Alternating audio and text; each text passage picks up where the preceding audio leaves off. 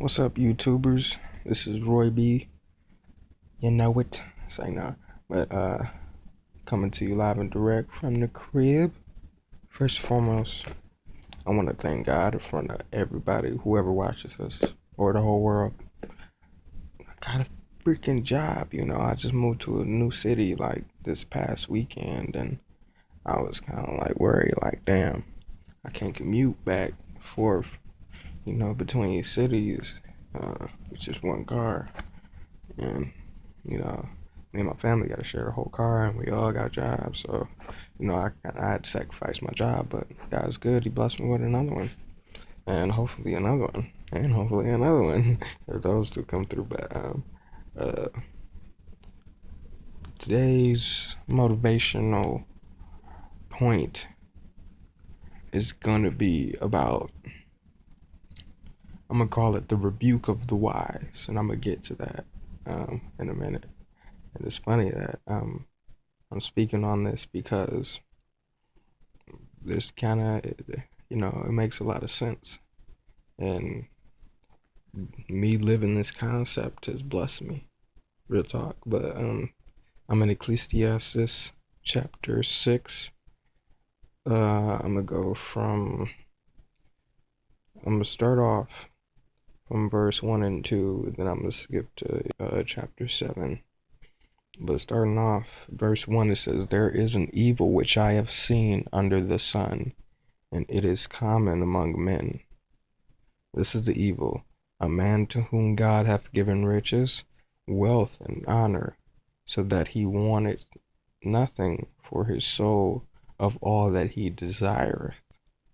Yet God giveth him not power to eat thereof, but a stranger eateth it. This is vanity, and it is an evil disease." What I believe it was Ezra who wrote Ecclesiastes, either him or Moses.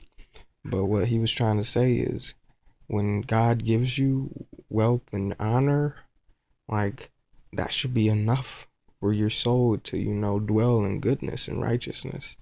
You don't need anything else. All your desires become, all our desires is really pointless unless we desire God. But your desires is not the power that God gave you, and you're eating off of your desires, and you shouldn't. It's vain, it's vanity, So don't seek material things. Really, that's what it's saying. And let your soul be filled with good, because those material things don't fill your soul up good. If you notice, those material things aren't good for you. You can't eat it. It says, um, it said, "Yet God giveth him not power to eat thereof." Don't eat, don't eat the desires of your soul. He didn't give you power to that. He gave you power to live, and be good, you know.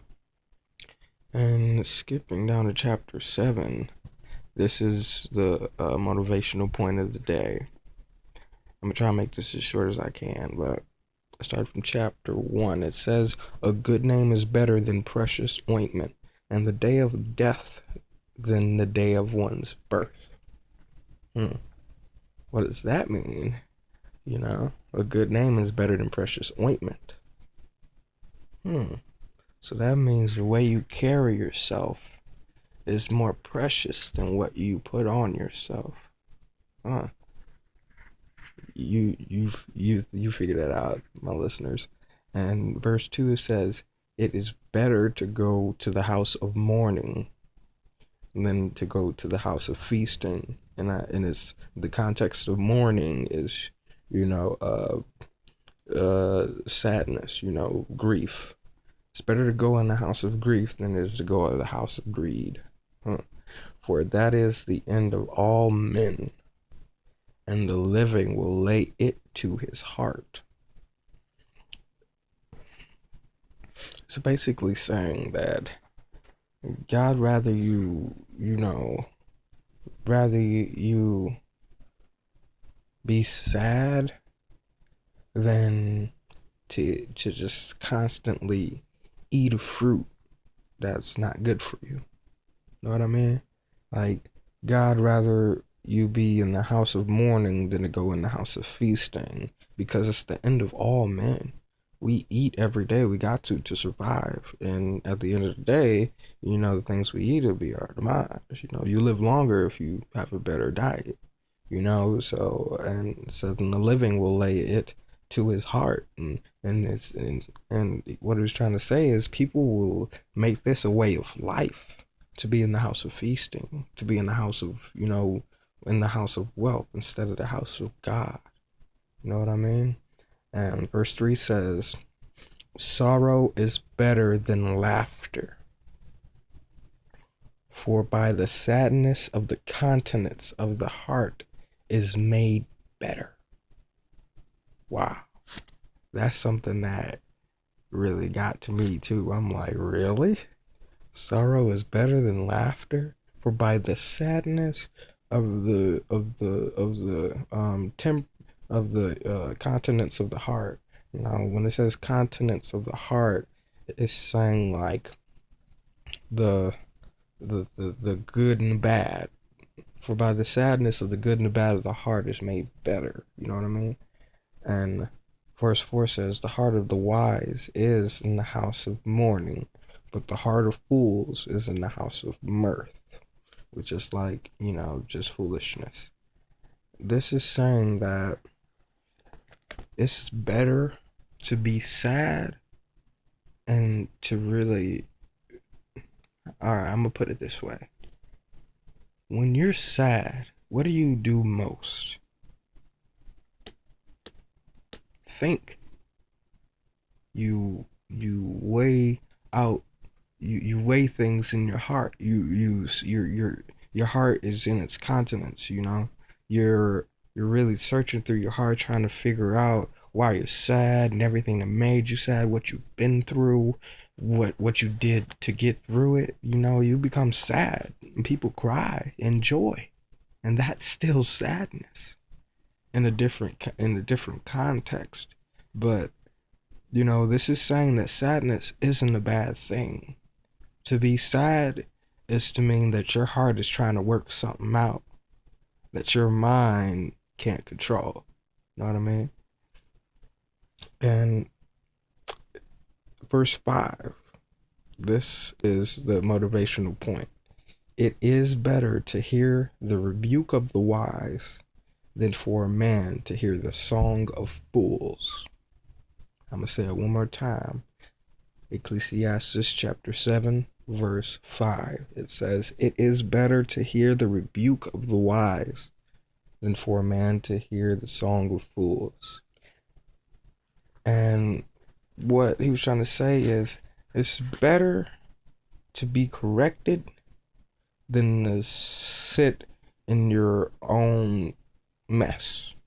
You know what I mean? It's better for somebody to say, you know what, I think that you can handle that a better way than to say, well, just go ahead. I ain't go really. It's better to hear the rebuke of the wise, and rebuke means disapproval. So it's saying that a wise person won't approve of things that aren't good, and when they don't, you should listen, because the song of fools will fool you and deceive you, but the rebuke of the wise will help you and heal you. And that's why the motivational point today is the rebuke of the wise. I'm rebuking this generation. I'm rebuking the affliction that we have to do. I'm rebuking the stress that we put on ourselves, but not having a better lifestyle.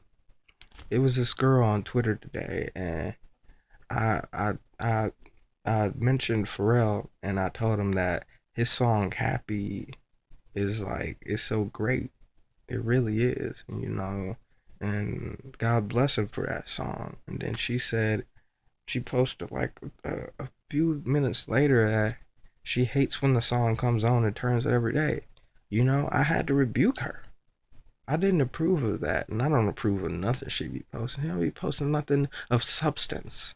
Nothing at all. Nothing. Never nothing of substance. So I had to rebuke her. I ain't approve of that. So why would I follow her?